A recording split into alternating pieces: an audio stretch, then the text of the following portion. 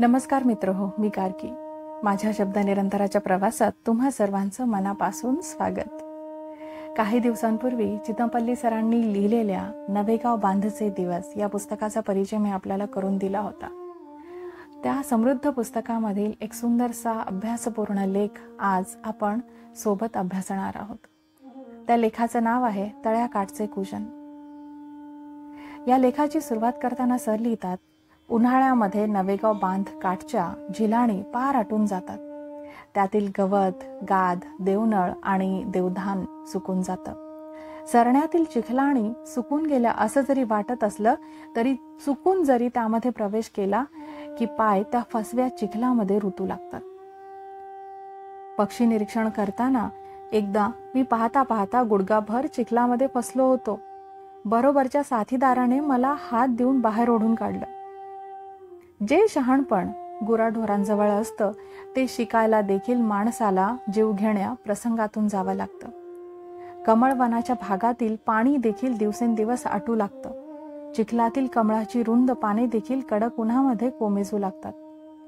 ढिवर त्यातील कमळकंद ओढून बाहेर काढतात. खस गवताचे नुसते बुडखे दिसायला लागतात. ढिवरांना तळ्याकाठी मासळी मिळेनाशी होते, तेव्हा ते तळ्याच्या खोल भागामध्ये मासे पकडताना दिसतात. शेकडो वर्षांपूर्वी पाण्याखाली बुडालेले झाडांची खुंट एखाद्या शिल्पकाष्ठाप्रमाणे पाण्याच्या पातळीवर डोकावू लागतात. भर दुपारी एखादा माशांचा मोठा कळप इकडून तिकडे पाण्यातून विहार करताना दिसतो. त्यांनी व्यापलेला पाण्याचा पृष्ठभाग चांदीप्रमाणे चमकायला लागतो. तो कळप एखाद्या अजस्त्र जीवासारखा एकसंध दिसू लागतो. आरशाप्रमाणे स्वच्छ अशा पृष्ठभागावरून सूर्याचे किरण चोहीकडे परावर्तित होतात. अशा वेळी बांधातील पाण्याकडे दृष्टी टाकणे देखील शक्य होत नाही. पावसाची अपेक्षा घेऊन जून महिना येतो. पवनी गावाजवळच्या बांधाकाठी अजूनही जागोजागी पाण्याची रुंद उथळ अशी डबकी आहेत. अशा वितभर खोल पाण्यातील भागामध्ये आजूबाजूच्या तळ्यातून सारस पक्ष्यांचं आगमन होऊ लागलं. पाहता पाहता सूर्यास्ताच्या सोनेरी प्रकाशात सुमारे 40 सारसांचा थवा तेथे वर्तुळाकारामध्ये गोळा झालेला दिसला. उन्हाळ्यात सूर्यास्त लवकर होत नाही. कितीतरी वेळ पश्चिमेकडच्या क्षितिजावर सोन्याचा गोळा तळपत असतो. सारस पक्ष्यांचा थवा त्या रिंगणात शांतपणे उभा होता. कसलाही आवाज ते करीत नव्हते. क्वचितच मावळत्या सूर्यप्रकाशात त्यांचे नारंगी डोळे चमकत होते. सारसा एवढा मोठा पक्षी भारतात नाही. उंच लाल पाय आणि लांब मान असलेल्या या राखी रंगाच्या पक्ष्यांचं डोकं व मान तांबड्या रंगाची असते. नर आणि मादी दिसायला सारखे असतात, परंतु बारकाईने निरीक्षण केल्यावर आढळून येईल की मादी आकाराने नरापेक्षा किंचित लहान आहे. तळ्याकाठच्या निरीक्षण मनोऱ्यात बसून मी त्यांच्याकडे दुर्बिणीतून पाहत होतो. वाटलं त्यांच्यात मूकपणे कसले हितगुज चाललंय. सूर्य मावळला. जिकडे तिकडे संधिप्रकाश पडला होता. त्या संधिप्रकाशात सारसाच्या थव्याकडे पाहणे म्हणजे एक अभूतपूर्व आनंदच असतो. संधिप्रकाशही स्वप्नातील एखाद्या सुंदर दृश्याप्रमाणे हळूहळू नाहीसा झाला. चंडोल पक्षी एरवी तुम्हाला एकटे दुकटे चरताना व गाताना दिसतात, पण सायंकाळ झाली की त्यांचे थवे आकाशातून इकडून तिकडे उडताना दिसतात. हळूहळू ते अंधारामध्ये विलीन होतात. पण बांधाकाठी असा अंधार कधीच नसतो. त्यातील पाण्याच्या प्रकाशाने काठ उजळलेला दिसतो. आकाशात मध्यावर असणाऱ्या अष्टमीच्या चंद्रप्रकाशात सारसांचा थवा स्पष्ट दिसत होता. वाटलं अजून ही मंडळी अशीच का उभी. थोड्या वेळाने सारस पक्षी आजूबाजूंच्या बांधाकाठी पांगले आणि चरू लागले. असा त्यांचा शब्दवीण संवादू 2-3 दिवस चालू होता. ठरल्या वेळी सूर्यास्तापूर्वी सारे जण त्या जागी वर्तुळाकार गोळा व्हायचे. चौथ्या दिवशी आश्चर्य घडलं. आता त्यांच्या जोड्या तयार झाल्या. त्यांना कंठ फुटला. त्यांचं मधुर कूजन ऐकायला येऊ लागलं. जोडीने ते एकमेकांचा अनुनय करू लागले. त्यांचं नृत्य मोठं मनोहर असतं. प्रत्येक युगुल एकमेकांना साथ देत होतं. ते मान वेळावून डोके खाली करीत तर एकदम मान उंच करीत. हे सारे अभिनय नाच करताना ते आपले पंख पडपडवीत असत. स्वतःभोवती गिरकी घेत काही वेळा ते एकमेकांसमोर उभे ठाकून हवेमध्ये उंच उड्या घेत स्वतःभोवती पिंगा घालीत उंच माना करून एकत्रित मधुर कूजन करीत असत. या साऱ्या दृश्याला एखाद्या सामूहिक नृत्याचं स्वरूप आलं. हा काळ त्यांच्या विणीचा. अशा क्षेत्राला स्थानिक लोक सारस नाचे म्हणतात. सारस पक्षाची एकदा जोडी जमली की ती आयुष्यभर टिकते. याकरिता मी नवेगाव बांध आणि इटियाडोह या परिसरातील सारसांच्या अनेक जोड्यांचं निरीक्षण करीत असे. एकदा एका जोडीतील एकाचा वध चोरट्या शिकाराने केला. जिवंत राहिलेला सारस पक्षी आपल्या क्षेत्रामध्ये आहार विहार करीत काही वर्ष जगला. विणीच्या काळात देखील त्या सारसाने नवीन जोडीदार मिळविण्याचा प्रयत्न केला नाही. व्रतस्थ आयुष्य कंठीत असताना एके दिवशी एका हिंस्र प्राण्याने त्याचाही शेवट केला. एक मात्र खरं की सारसाच्या जोडीचं एकमेकांवर अनन्य साधारण प्रेम असतं. त्यांच्या या गुणवैशिष्ट्यामुळेच या सुंदर पक्ष्यांचं आतापर्यंत संरक्षण झालं आहे, नाहीतर तेही केव्हाच नामशेष झाले असते.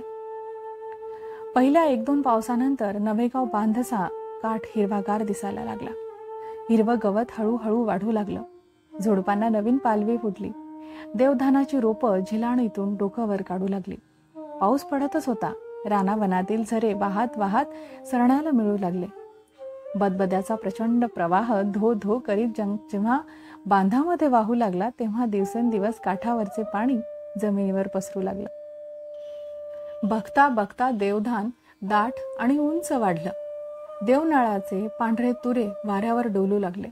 हिरव्या कच्च गादावर वाऱ्याच्या झुळकीबरोबर मंद लाटा पसरू लागल्या. कसईचे गवत पुरुषभर उंच वाढलं. खस जोमाने वाढू लागला. कमळ वनातील पाचोसारख्या पानावर मोत्या एवढे जलबिंदू चमकू लागले. पानावरून कमल पक्षी हलक्या पावलांनी सहज हिंडू फिरू लागले. तळ्याकाठची ती हिरवाई नजरेमध्ये मावेनाशी झाली. सारस पक्षाची एकच जोडी मला नवेगाव बांधाकाठी दिसू लागली. रात्री अपरात्री त्यांचं पूजन ऐकू येऊ लागलं. विशेषतः चांदण्या रात्री त्यांचा कलरव अधिक काळ ऐकू येई. दिवसा ती बांधाकाठी जोडीने चरताना दिसत.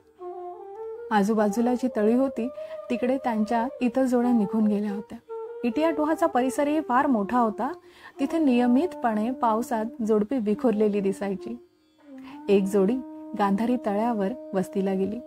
दूरवरच्या पालांदूर तळ्यावर 2 जोडपी दिसायची. जंगलाच्या मध्यभागी असलेल्या राजोळी तळ्यात एक जोडपं नेहमी दिसे. तसेच बोंडगाव, सिरेगाव, सिवणी बांध व उमरी या तळ्यांवरही त्यांची जोडपी दिसत.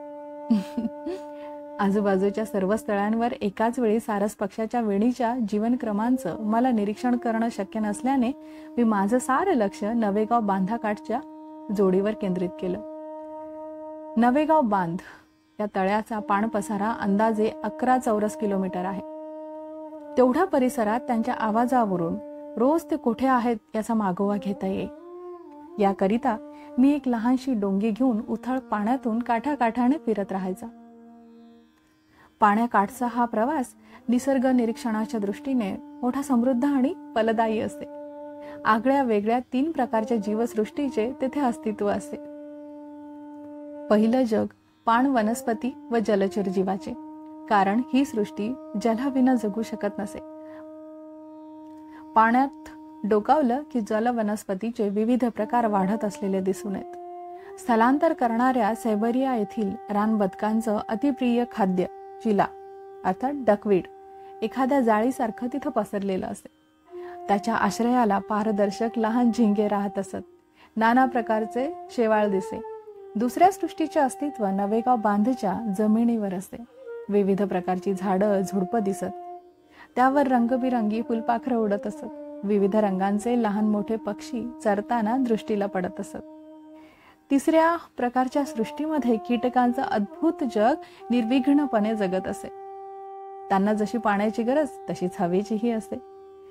पाण निवळ्या चपळाईने तरंगताना दिसत. पाणकिडे व पाणकोळी चरत असत.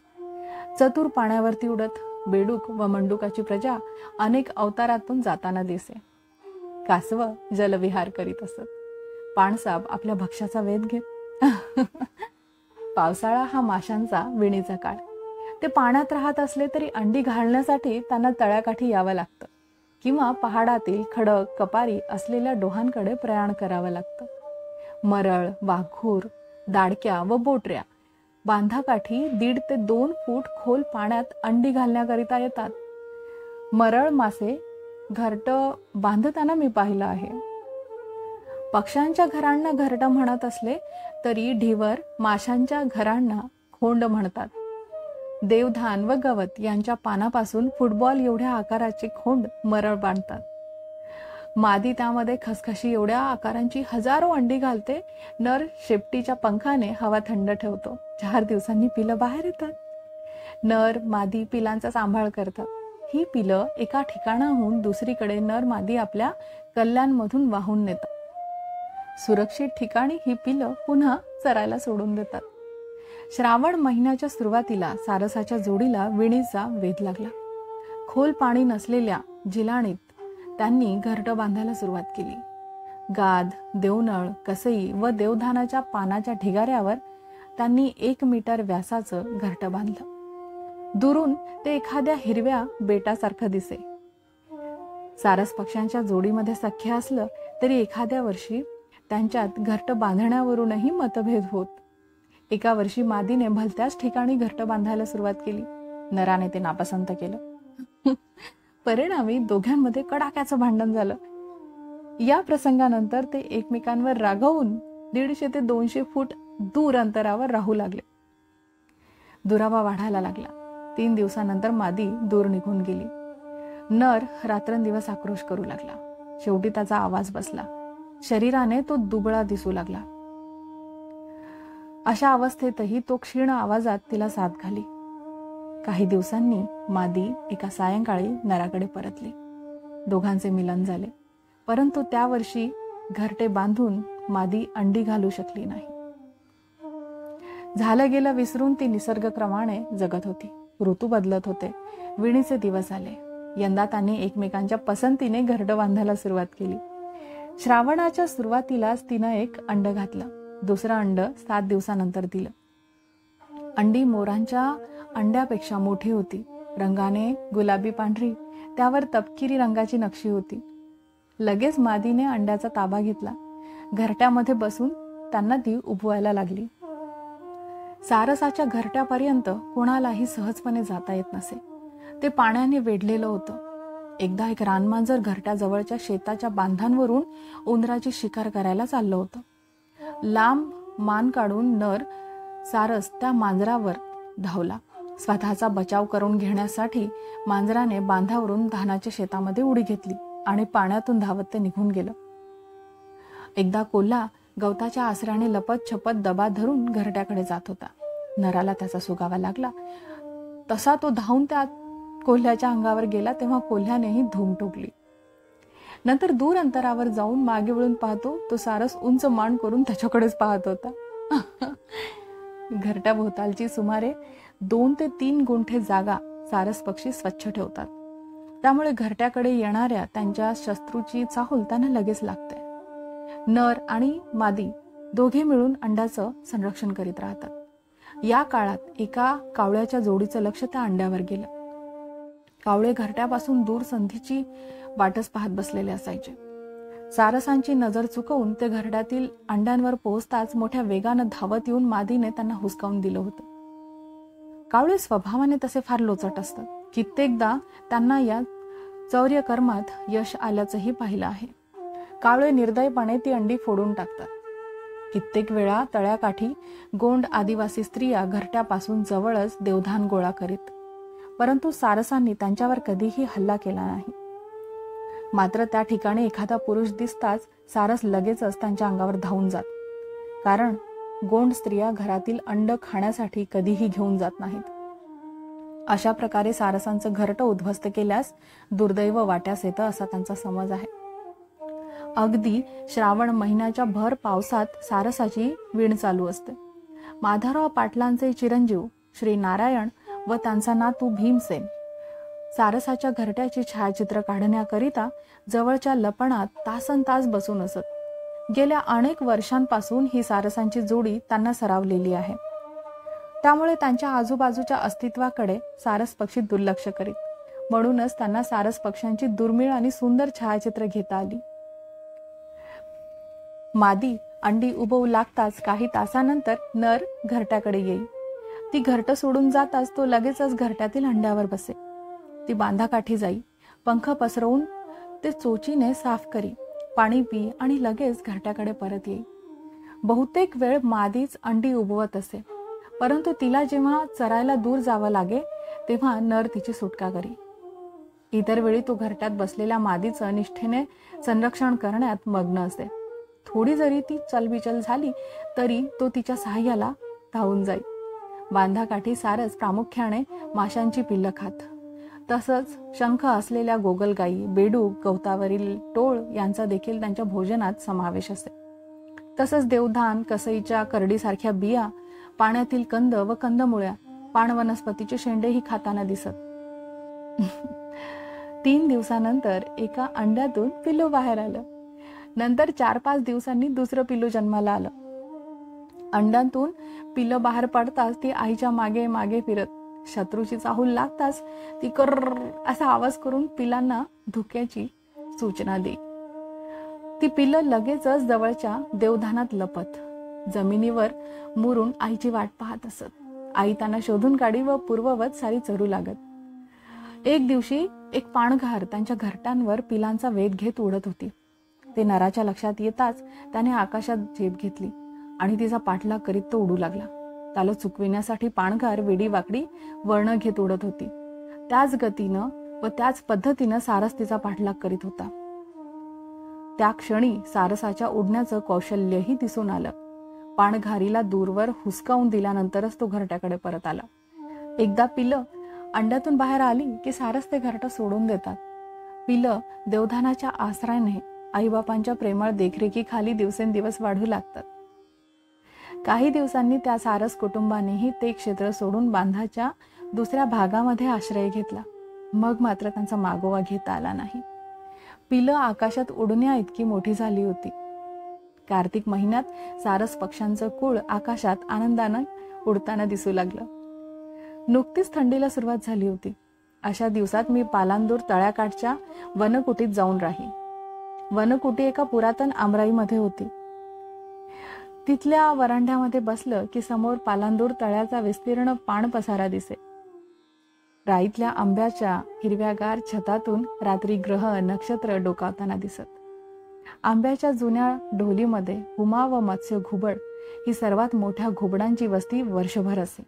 रात्री अपरात्री त्यांचा घोतकारही ऐकायला येई. एक विलक्षण गूढ वातावरण तिथे दृगोच्चर होई. तळ्यावरून एकदम सारसाच्या जोडीचं मधुर कुजन कानावर येई. त्यावेळी मनगटी घड्याळाकडे पाहिलं तर हमखास पहाटेचे 3 वाजलेले असत. तो मधुर ध्वनी पाणी आणि वरच्या आकाशाला व्यापून राहत असे. अशा वेळी मी वरांड्यात वेताच्या खुर्चीवर बसून ते भावत दीपक संगीत ऐकत राहायचा. आकाशात तारे चमकत असत. त्यांचं सुंदर असं प्रतिबिंब तळ्याच्या पाण्यात पडलेलं असे. आमराईवरून उडत आवाज करीत गावाच्या तळ्याच्या दिशेला वळत सारस पक्षी कधी जोडीने तर कधी एक एकटे तर कधी एकामागून एक सूर लावीत तो आवाज तुम्ही ब्रह्ममुहूर्तावरच्या शांतवेळी ऐकल्याशिवाय मला त्यांचं वैशिष्ट्य सांगताच येणार नाही. प्रत्येक बौद्ध मंदिरातील घंटेचा आवाज, तसंच प्रत्येक सागर किनाऱ्यावरील गाजेचा निनाद वेगवेगळा असतो. तेच पहाटेच्या वेळी ऐकू येणाऱ्या सारसाच्या जोडीच्या आवाजाविषयी म्हणावा लागेल. गांधारी तळ्यातील सारस गिधाड पहाडावर उडत असताना त्यांचा आवाज वेगळा असे. तेव्हा तो पर्वतातून प्रतिध्वनित होऊन कानावर येत असल्याने त्या आवाजात एक वेगळीच माधुरी होती. इटिया डोहाचा पाण पसारा 70 ते 75 चौरस किलोमीटरचा. वर मोकळा आकाश व खाली जलाशय. एका किनाऱ्यावरून येणारे कूजन पाण्याच्या माध्यमातून दुसऱ्या किनाऱ्यापर्यंत येई. त्यामध्ये एक आगळा वेगळा गोडवा असे. घनदाट जंगलातील राजोली तळ्यातून येणारा आवाज मनाला अवर्णनीय आनंद देई. पहाटे पूर्वीच्या शांत काळोखातून येणारा आवाज मी एकाग्र चित्ताने ऐकताना मला माझाच विसर पडे. काही क्षण का होईना मी प्रकाशाच्या वाटेवर असल्याचा अनुभव होई. सारसाचा आवाज येऊ लागला की गावातील शेतकरी बैल घेऊन शेताची वाट धरीत. घरोघरी जात्यावर दळताना स्त्रिया गात असलेल्या ओव्यांचा आवाज येई. भाविक देवळाकडे काकड आरतीला जाण्याच्या तयारीत असत आणि आकाश लक्ष लक्ष तारकांनी भरलेलं असे. नवेगाव बांधाकाठी असलेल्या आमच्या निवासस्थानातून थंडीच्या दिवसात पहाटेच्या समयी सारस कुलाचं पूजन ऐकू येई. चांदण्यात त्यांच्या सावल्या आमच्या घरावर पडत असत. वरून त्यांच्या कूजनाचे सुंदरसे संगीत ऐकू येई. मित्रहो, तळ्याकाठचे कूजन हा लेख इथे संपतो. या लेखामध्ये सरांनी दिलेली सारस कुळाची माहिती तुम्हाला ओळखीची वाटली असेलच असं मी गृहीत धरते. कारण तुम्ही नवेगाव बांधचे दिवस हे चितमपल्ली सरांचं पुस्तक नक्कीच वाचलं असणार असाही मी अंदाज करते. आणि जर आतापर्यंतही ते पुस्तक जर तुम्ही वाचलं नसेल तर मात्र आता मी आग्रह करेन की नक्की हे पुस्तक वाचा. कारण अतिशय समृद्ध आणि अभ्यासपूर्ण लेख या पुस्तकामध्ये आहेत. हा लेख तुम्हाला आवडला का किंवा कसा वाटला याबद्दल मला तुमचं मत नक्की कळवा. आपण पुन्हा लवकरच भेटू एका सुंदरशा पुस्तकासोबत. तोपर्यंत आजच्या या लेखावर चिंतन करा आणि भरपूर वाचन करा. धन्यवाद.